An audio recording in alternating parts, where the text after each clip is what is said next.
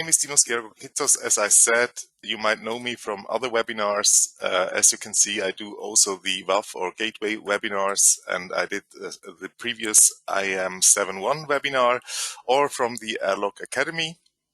And on the other side, somewhere of the interweb, is Mark Bütikover. He's the head of innovation of the Airlock product of the Airlock Secure Access Hub. And he will be using the chat in the background. So if something pops up, then just don't hesitate to ask.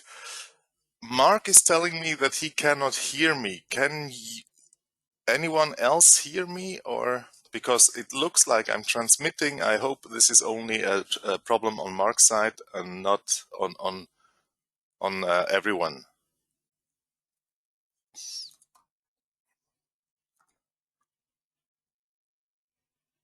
Yes, okay, I can see that others can hear me, so let me continue, and Mark will overcome his problem within a few minutes, while I think he knows the slides, so I can move on without any hesitation. We are going to focus on multiple themes.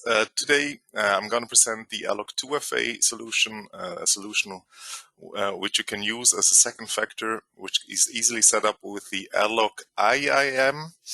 Then we'll move on to the Login Up REST API. We did a lot of work on the Login Up REST API through the last versions, and especially in the UI. So there is a single page application which you can put on the REST API. So in case you don't have your own client, we provide you with our client, which you can use. So you can use the functionality of the Login App REST API and move away from the classic world. Then we are moving on to the OAuth 2 and OpenID Connect, and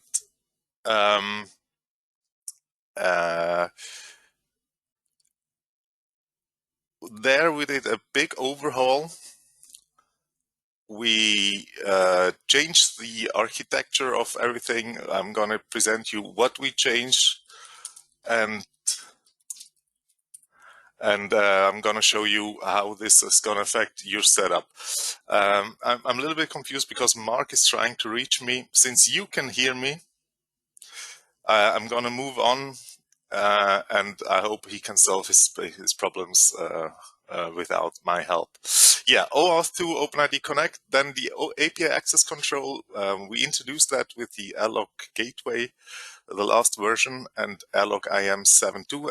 Airlock IAM 7.2 was a short-term version of the Airlock IAM. This Airlock IAM 7.3 is a long-term version, so this will be supported for a longer time than the previous version. So this is why we do a webinar on this version and not on the previous one. We will end up with some MISC features. I will talk about the new documentation, and that should be it. So let's start with the features and stop talking about the overview. The Airlock 2FA, as I said, is a easy to set up, easy to use second factor, which you can set up within the Airlock IAM easily. It was introduced already with Airlock IAM 7.2, but it's now fully introduced with 7.3. As I said, 7.3 is a long-term version which will be supported for a longer time, and therefore this is why we present it here. It uses an application or a token, or you can use an application or a token. To log in, there is a passcode, of course. It's generated within the application. You can just type it off. If you're offline for some reason, you can just provide the passcode and log in anyway. And then there's something called One Touch, which I will present later, which means you will be notified that you're logging in on the application, and you can verify that you are you. And then as soon as you verify, the authentication will be done. And there's even a possibility to scan QR codes, which is one possibility to use the token.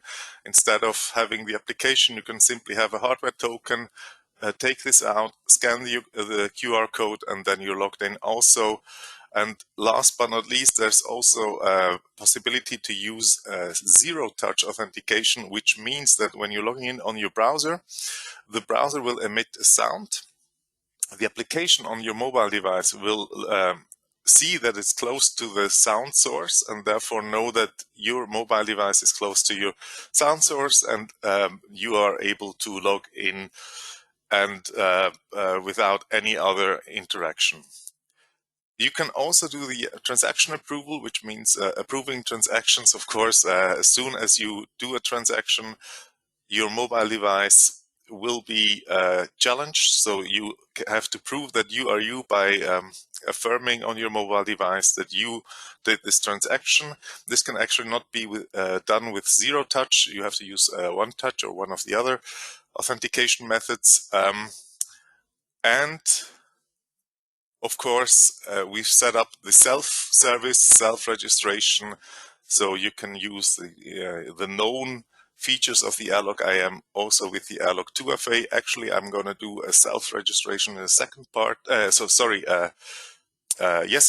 Part, not self-registration. I'll do a migration in the second part of the presentation during the single page application, but for now I'm going to do a simple login to show you how simply everything is set up. As I said, migrating onboarding is supported. You will see how easily it can be done. We are co-working for this one, so we, Airlock, the Secure Access Hub team, and FutureA are co-working to present you the Airlock 2FA solution. And before I continue on with theoretical things and so on, I will use the application, as you can see it here, to show you how easily you can set up the authentication. Before we start, I want to show you that I've set up my authentication. This is my client. I will switch to English so everyone can understand what's going on. My name is John Doe in this case here. I'm set up to use my password, and it's set up to use MTAN, so I would get an SMS. Of course, this is only demo installation, so I've set up the MTAN to be fixed to this code, and now I'm logged into the portal. From here on, I could move on and do whatever I want on the application, since I've proven that I'm me. I should have changed the portal to English, but anyways, the configuration of the Airlock 2FA is, to be honest, quite simply done.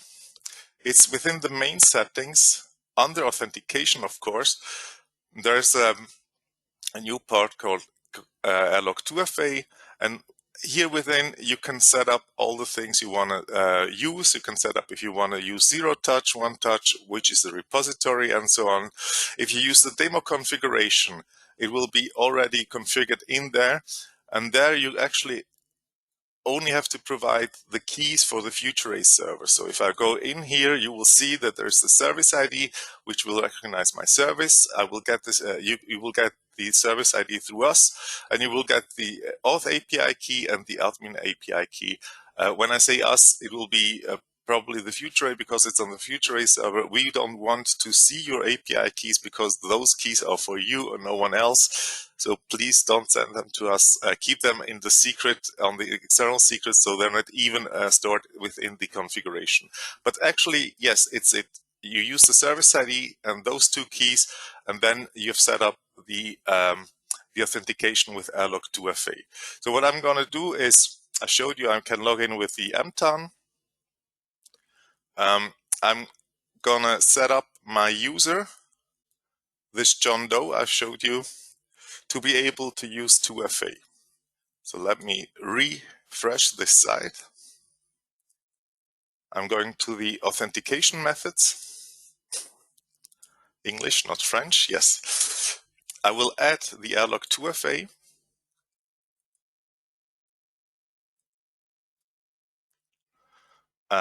Still on the authentication methods, I will tell it to use the Airlock 2FA, and then I will save. So the IAM knows that this user, John Doe, will use the Airlock 2FA. If I'm going to the tab, I will see that I have created an account. I can see the failed logins. We've set the max attempts to 40 just to be able to do some testing. Of course, you can change this. You could delete the account if you want. It would show here if you have a hardware token, and you can create the activation letter as you know it from other devices on this page here. So let me log in onto my server so I can download the activation letter. I need, of course, a password. You will see that there was an activation letter created today in the morning, 9:41.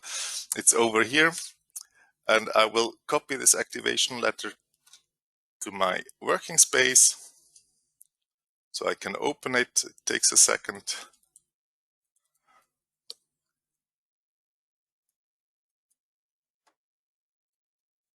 Throw it over here. Tell the app, which has now one account, which is actually the Academy account. We're doing this exercise also in the Academy. Those who've done the Academy will know that. Open up the QR code scanner, scan the code, and the account has already been added. So this is very easily done for me as a client. So the next time I will log in, John Doe is set up to use passwords still as a first factor. And then it will tell me, hey, you're logging in on Airlock 2FA. The 2FA app will show me you logging in somewhere. Is this you, yes or no? I can press approve. And I'm already logged in on the client. You see, this is really easily done. Even without the migrations, registration is easily done for the client. Everything is set up quite fast. It didn't take me a long time to be able to use the Airlock 2FA. The app is downloadable from the stores, from the Apple Store and the Play Store, depending on what device you're using. We could also do the same thing with the hardware token. I can assign a hardware token to the John Doe. For that, I will need the ID of the hardware token. As far as I remember, yes, is this ID here. This is my token I'm going to use.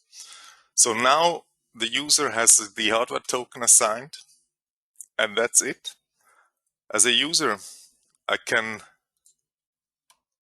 go to the login page, present my password, and now I will be asked, it's set up to that you're asked to use either your mobile device or your hardware token.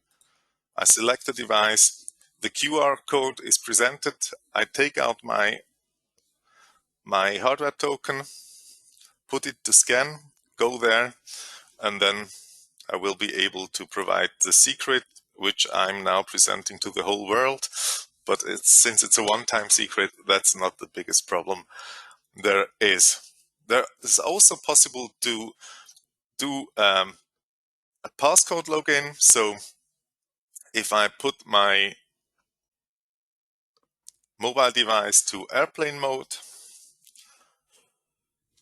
John Doe can log in.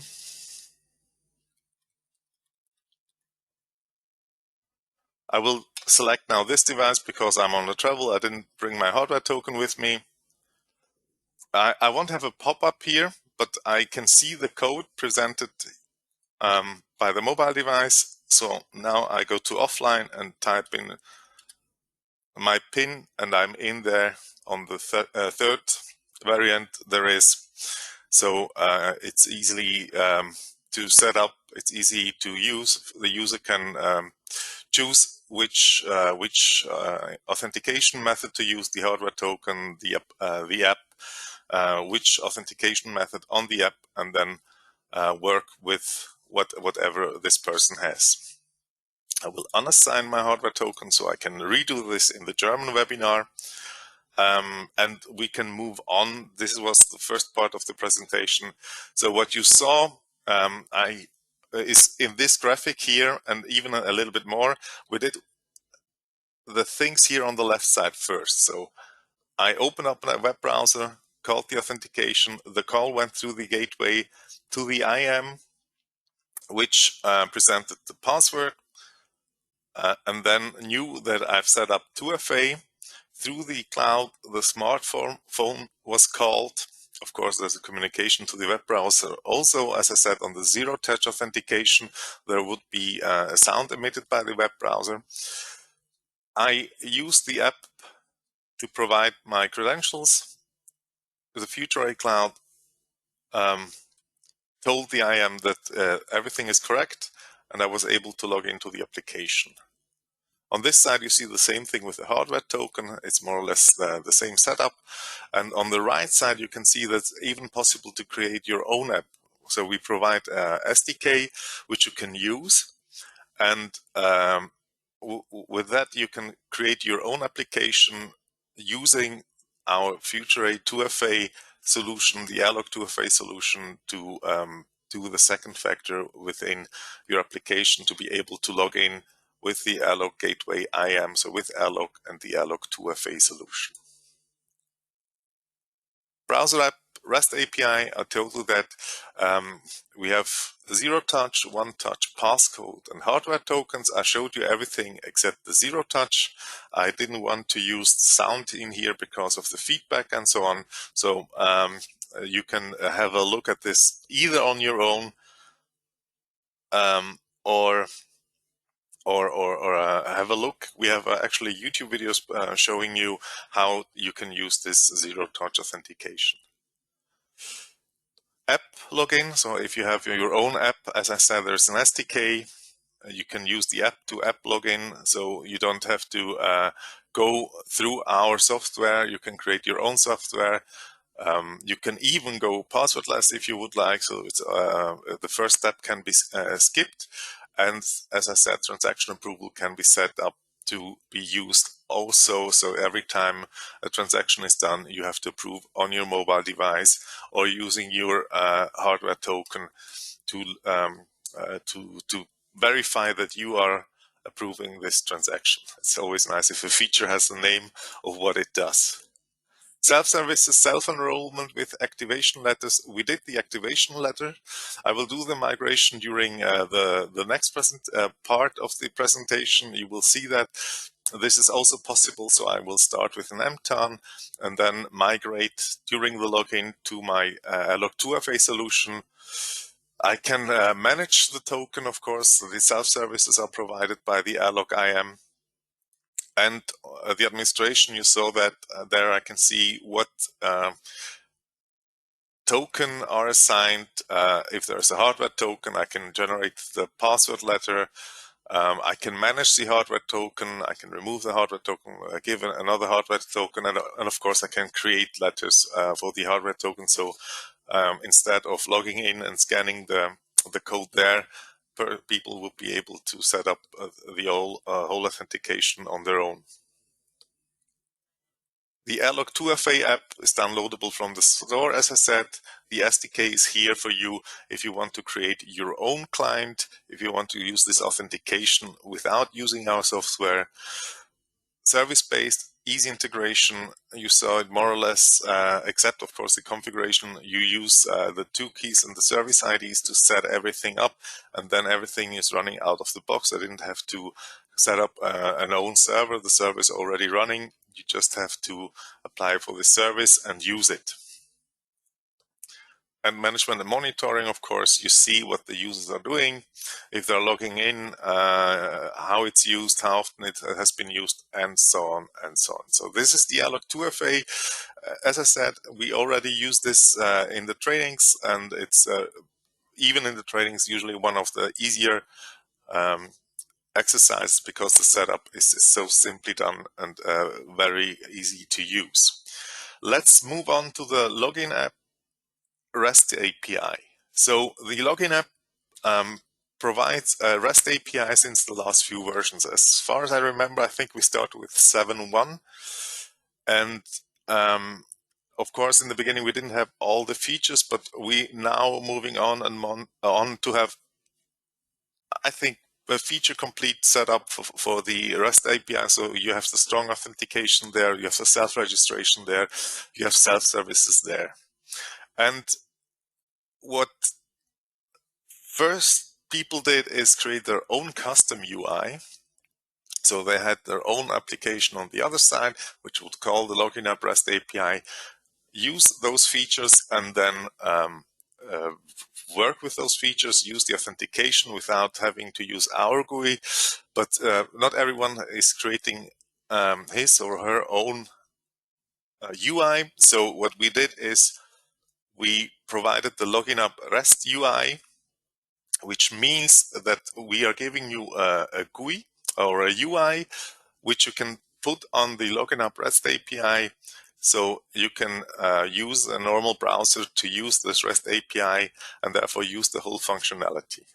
The features of the REST APIs includes, of course, maintenance message. There's a flow engine, so you can do selections. You can even create go-to. So if you are in a step, for instance, let's say you are trying to log in with the app, and then the person finds out that there is no reception, he cannot use the app.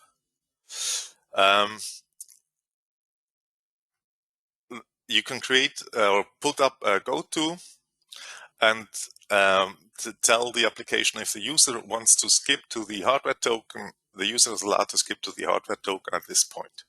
So you can jump around within this flow. It's actually nicely programmable, so you can do any flow you want to set up within, of course, the margins we have. We have optional processing, so you can set up to do a password change, migration, or IDC consent. You can have calls for on cancel or on complete. So if someone cancels or completes a step, you can tell the flow that something has to be done. I think of the password change, which might be necessary if there's a red flag, for instance, if the password wasn't set by the user, but by an administrator. You can force the user then to change the password. And of course, we have multiple authentication factors, which are already included and which are ready to use. Let me show you the second example. So I'm still logged in as John Doe. This is still the login page, and what I want to do now is what I told you before. Instead of just sending an authentication letter or forcing a user to use Airlock 2FA immediately, we can tell the user John Doe that he has to migrate from, let's say, mtown. So let's go to the authentication methods. Put up mtown there.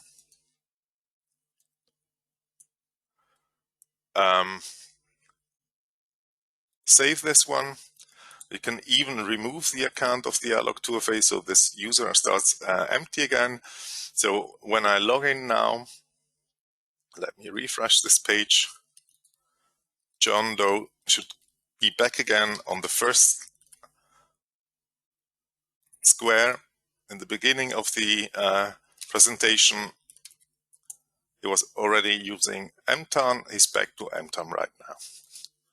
And what I'm going to do is I'm going to configure now the IAM. The configuration is within the login app. The REST API configuration, there's the authentication API settings. In here is the flow engine. So I define the applications here. What applications I have the demo application for today. And within here, I have the flow. For the authentication, I can even include an authorization flow, which then will provide me with according roles. But now I'm just interested in the authentication flow. And if I go in there, you see there are steps here, the password authentication step, which is what you've seen before, simply check password. Then there's a selection step, which will allow to change between MTON, 2FA, and so on and so on. This is the reason why I was able to use the MTON and the 2FA within the same GUI. And there's a mandatory password change step. You didn't see that because I, John Doe, set my password, the password myself. If the password would have been set by the administrator, I would have to change it after the first login. So I'm going to add a new step here, and I'm going to allow the migration. So if I go to the plugin class, I choose the migration selection step. And in here, in the demo configuration, there's already a step which allows to migrate to Airlock 2FA. I'm going to activate this. 2FA, always provide a comment. This is something I tell everyone during the trainings. You're happy if afterwards there are comments so you know what you activated. And now I'm going back to my user. So let me load John Doe again. Authentication methods. I've set up the MTON. You saw that he's able to log in with the MTON. And I'm telling now the IAM that the user will have to migrate to Airlock 2FA. And since we're doing the webinar, I won't give him a long time. Tomorrow, high noon, is the time when he has to change the authentication method to Airlock 2FA. So next time the user logs in, it will still be on MTON. There is no 2FA configuration yet set up.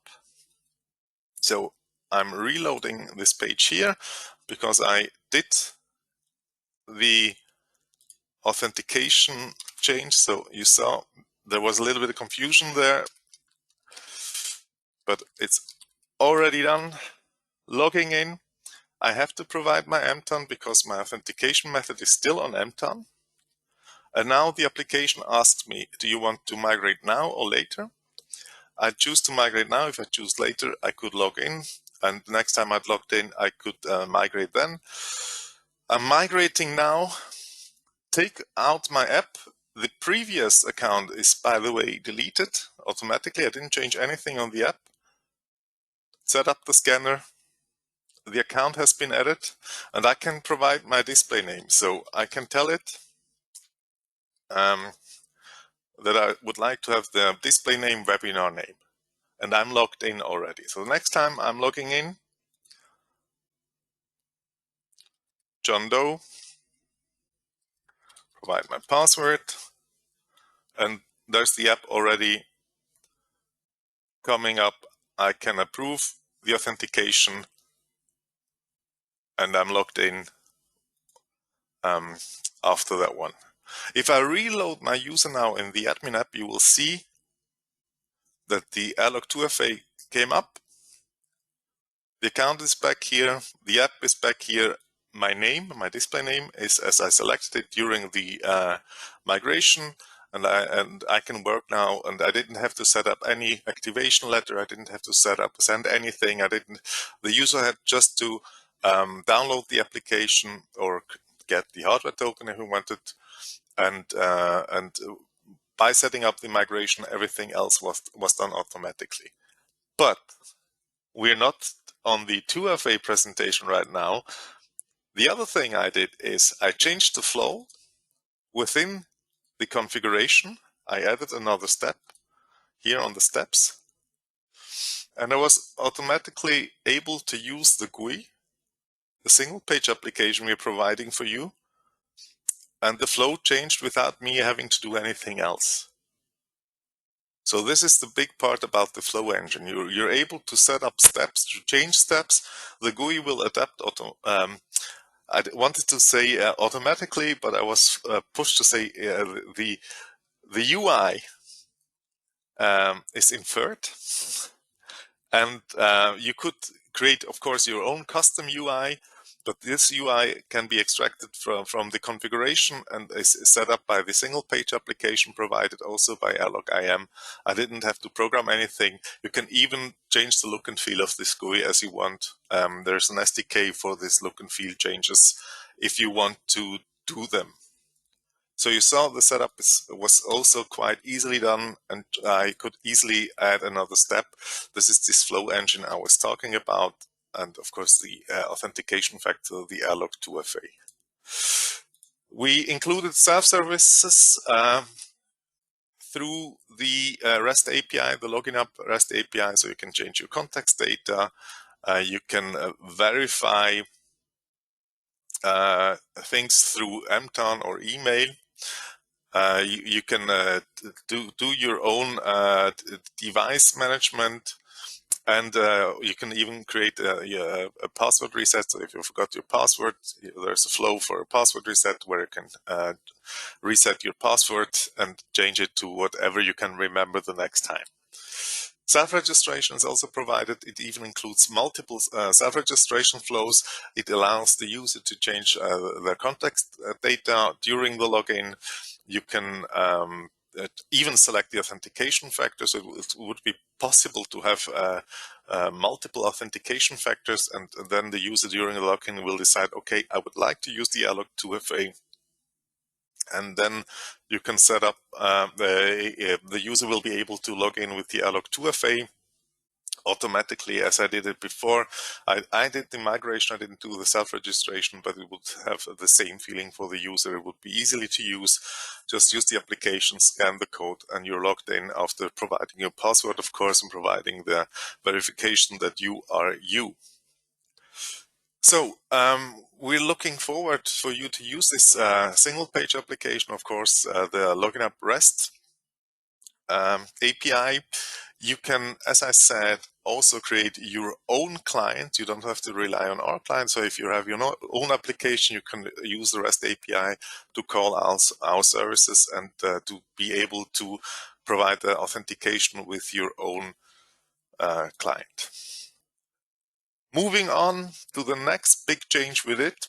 I don't have any more hands-on presentations, so I will just do some slides for the rest of the presentation. And we did a big overhaul of the OAuth and OpenID Connect setup of the OAuth 2.0, of course. And what we had before was something we're calling client-centric setup. So every client has its target application with its own identity propagator.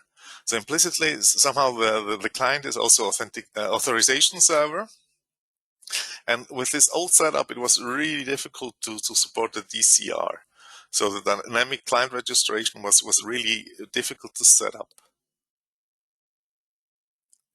Not only that, even if you had a lot of clients, you have to set up a lot of target application. Everything was really complex to set up. And of course, PSD2 stat was not possible because PSD2 requires the dynamic client registration, which means that the client, not an end customer, but a client service would have to be able to dynamically register itself on the authorization server. And the authorization server will be able then to grant access for that client. So we switched this client-oriented setup to an authentication service oriented setup. So sorry, authorization server centered setup. So instead of setting up clients, you're now setting up authorization servers. You can set up multiple authorization servers. We even had the scope for you to be able to set up not a few, but a lot of authorization servers. So it should be possible to have big environments. And those authorization servers then can handle either static clients. So the clients will be defined within the configuration. So the authorization server knows before what the client will be and what is to be accepted. And also dynamic clients. Dynamic clients, as I said, is do something like a flyby registration. So they come by the authorization server, they provide the verification, and the authorization server then allows them to be able to access the resources behind the authorization server. So you can set up either a mixed setup with dynamic and static client, or only dynamic clients, and of course only static clients. So if you have a look at the feature list, you will see you have the client-centric and the authorization server-centric. The client-centric was here before, and the authorization server-centric was added, of course. Within that, we had a client credentials grant, dynamic client registration, as I said, within OAuth 2.0 and OpenID Connect. The dynamic client registration, you have to imagine that like this, that you have the DCR, the dynamic client registration request, where a server sends its information, tells us to have, let's say, it would like to have a scope called black or a client scope, and has the information in there which are needed to provide its identity, of course. And then the authorization server returns, tells it to forget the black scope. You can only focus on the client scope. It can set up the client ID and secret, so the client ID is sent by the server. The server knows or defines how the client should be called, and then knows, of course, how the client is called. And it can even provide some additional information like contracts and so on and so on. The admin app was reduced. It shows a lot less information. It shows an ID, which is actually the internal ID, so it doesn't mean that this is the same ID as on the external side. It isn't also the key exchange, so it's actually only just an ID, internal ID, so we can track the client internally and know what the client does. Token migration. This is, of course, a big issue. If you set up the old client-centric setup and think you would like to prefer to go to the authorization server-centric setup, you will think, okay, how difficult will it be? You have, of course, to set up your technical clients. They have to be migrated. So, of course, your clients have to adapt to the new endpoints of our service. If you want to use the ES-centric, the authorization server-centric approach, but the end customers won't actually feel anything, because we've set everything that way up that you can use the client-centric approach and the authorization-centric approach in parallel. You can define then that you would like to migrate from the client-centric to the authorization server-centric solution, and an end customer, as soon as the end customer gets a new client, the token in the background will be automatically exchanged from the old token to the new token. So as soon as you roll out, for instance, your new client software, the user will be logged in automatically without having to provide any more information, except, of course, verifying that the person is the person he tells he is. But this is, of course, provided by the software. So the migration for the end customer is really, really easy. It allows the client. This is also a new feature done within Airlock IAM 7.3. The client is allowed to manage the token of the sessions, which wasn't possible before. So the client can go and, for instance, delete the tokens, invalidate the tokens. So there's a possibility to do a token cleanup, and you don't have to rely on the authorization server anymore. As a client, you can do it yourself. And yes, of course, the solution is supported for the JSP and the REST UI I just presented you before. So you can use it also in both worlds, as I call it, the classic and the REST world.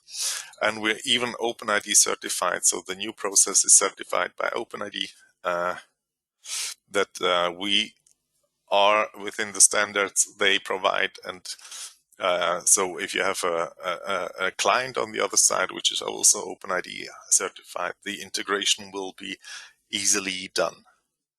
By the way, talking about this, I will refer to that later, because we are providing a training in about 2 weeks. But I will tell you later about this training. Let's move on to the last big part, last big change we included, the last big feature. We have a API key-based API access control. So in the front, the Airlock Gateway will do the API scans, will enforce the API key. So if a client goes through the API gateway, the client must provide a key. And it's possible since the Airlock Gateway 7.4, previously called the Airlock WAF, it's possible to use plans and rate limits. On the IAM, you can manage those technical clients which will go through the API gateway. You can manage those keys and the plans and the rate limits. What this means is, if you have on the left side here the tech client trying to access the protected service, it will go through the API gateway. In order to do so, it will need an API key sent with the request. The API key will be provided by the IAM. So you have to set up the tech client, give it the API key, and then the request will go through the gateway. If you want, you can restrict those calls to the API, depending on the path, depending on the HTTP method, as you want to set it up. You can restrict those calls and say that, for instance, there is a public part, so there is no restriction, but there is an administration part, and this administration might be called only 10 times a second, let's say that. So the API gateway will then check against the Airlock IAM with the key and say, hey, is this key allowed to access, or what are the restrictions, what is the plan, what are the rate limits on this call or for this client, and of course the plans and rate limits will be returned by the IAM. Gateway knows if the tech client is allowed to access this protected service, and of course if the tech client is allowed to access it, it will move on and then call the protected service. The whole thing is set up as a new IAM module. So there is a new endpoint for the Airlock Gateway, which it can call. You don't have to configure it in the Airlock Gateway. It more or less knows it automatically where this endpoint is, but it's a new module there, aside the login app and the admin app and the service container, of course. And it provides then the tech client attributes. So you can there define the ID of a client. So you can have multiple clients in here. So like the users, you will have a tech client menu point, and there you can search for the tech clients, and as soon as you open those tech clients, you will see what the name is, a label if you want, a description, of course. You will have the plans. So you have there's a tab where you can define the plans. For instance, the account plan allows 10 requests per second, the payment plan allows 1 request per second, and the public API is unlimited. And on the last tab, you can then create the API keys, which you then provide to the client. So the tech client will use those keys provided here by the IAM to access through the gateway the service, and the plans will be checked on the API gateway. We already introduced that, of course, with the Airlock Gateway 7.4. But still, since this is the first long-time version of Airlock IAM, we're presenting this in here. Let's move on to the last part of the presentation. We introduced a Microsoft Office form-based authentication, MS OFBA, which allows the users to, with a local installation of Airlock Office, to directly call Office application, login to Office application, for instance, SharePoint resources, and so on and so on. Then we increase or optimized the performance, increased the performance of the Active Directory connector. So if you're using Active Directory and you're using big, large-scale Active Directories with a lot of parts, there is a benefit on updating to Airlock IAM 7.3, because this part will be getting much faster than it was before. Then there was something required by the PSD2. That's a legal requirement that the client is able to display the failed login counter.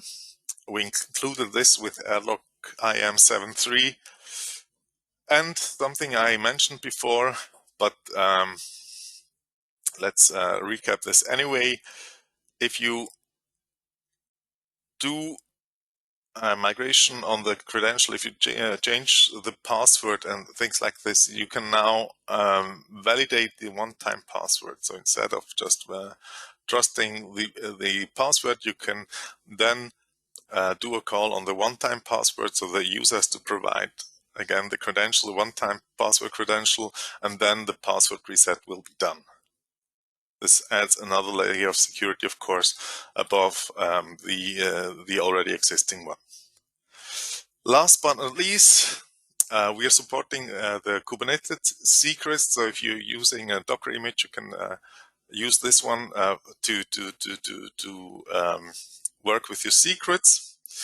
We reduced the size of the Docker image a lot. So it's I don't want to tell you how much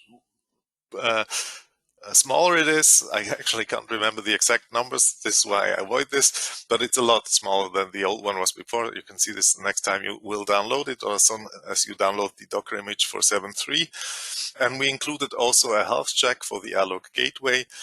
So you can set up your Airlock Gateway, the backend group on the Airlock Gateway, with a health check on the IAM, which not only checks if the IAM is there, but only will validate as soon as all the functionalities are there. So as soon as persons will be able to log in. As you might know, the service or the web page always responds earlier than the application is really ready to log in.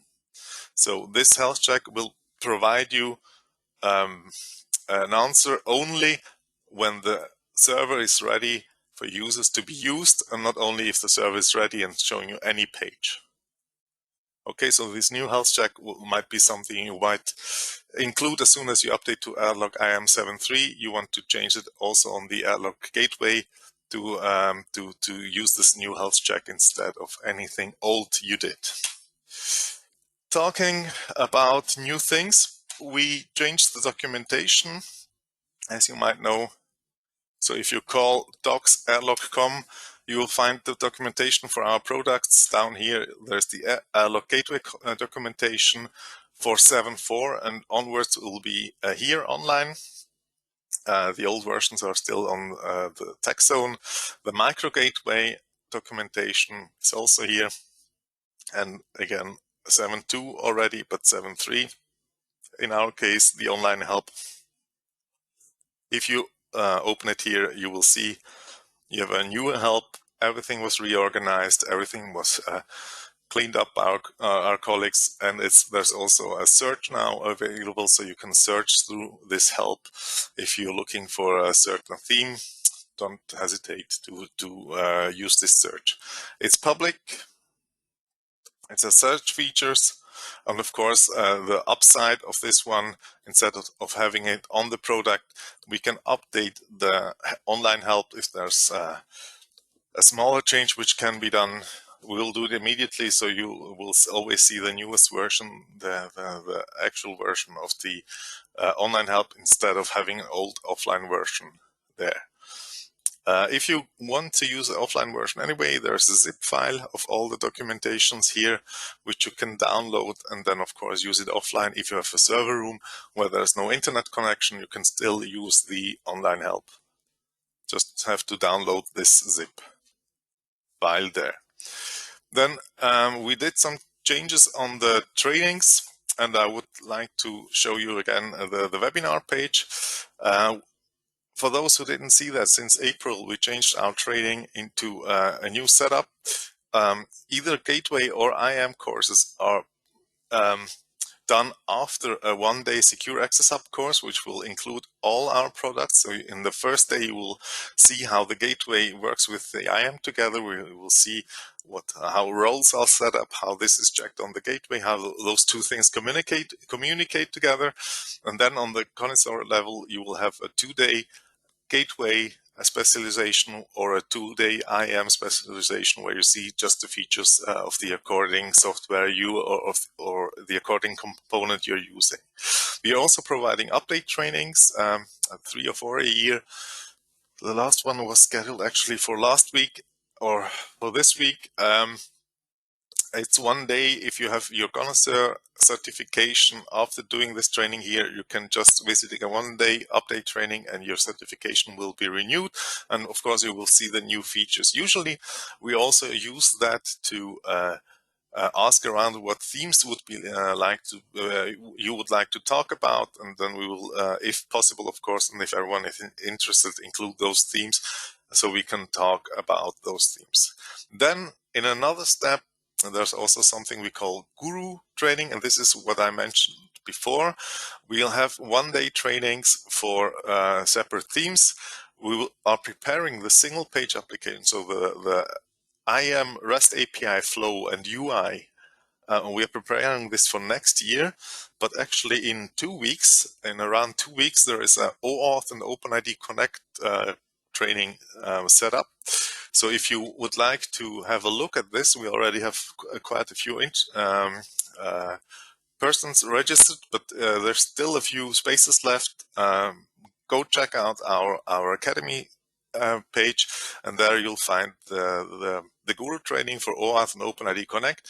And we are also preparing a micro gateway training. This will be also possibly in the beginning of 2021, where we'll have 1 day talking about the Airlock micro gateway. As I said, the update trainings you can find on the airlock.com/academy, Airlock IAM update. Or if you go to the /academy, you will find the Guru course I was just talking about. Last but not least, if someone missed this webinar, of course, the screenshot shows you the page as it was until today. But as soon as we're finished, I will take the recording, give it to our colleagues to cut it, and then the slides and this recording will be published on our webinar page, which is found on the TechZone Ergon ch/webinars. There you can find even the old webinars, which were the webinars for a micro gateway and Airlock Gateway 7.4, and of course previous was the Airlock IAM 7.1 webinar. It takes usually a few days. I will see that I can provide the slides today, but the movie usually takes 1 or 2 days. So I hope latest on Monday the movie will be online. If you missed this webinar here or a colleague missed this webinar here, you can send that person the link to the webinars, and this person can have a look at this movie.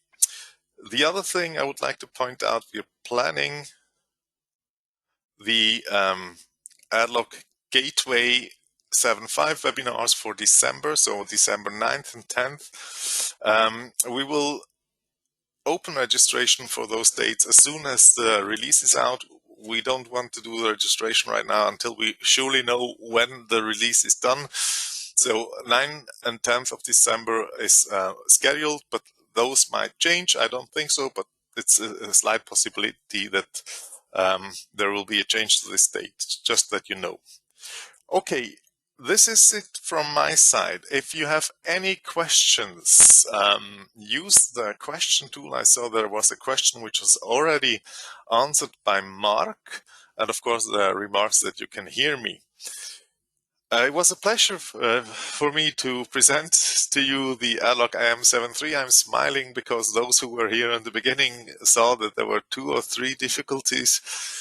But anyways, it was a pleasure to show you, and I'm looking really forward to give the trainings with the new versions and having a look at these new features even during the trainings. We will stay online for the next few minutes and wait if there are more questions. Otherwise, we will finish this as soon. I think the last question was out 5 or 10 minutes later. Thank you for attending. Don't hesitate to ask us either through the tool or of course, you can use a normal ticketing system or send us an email if something else should pop up after this webinar has ended. Have a nice day. I will close the microphone, close the camera, but leave the screen on so you'll know when this webinar will end. The screen will just go off. and you know that it's finished officially. Bye.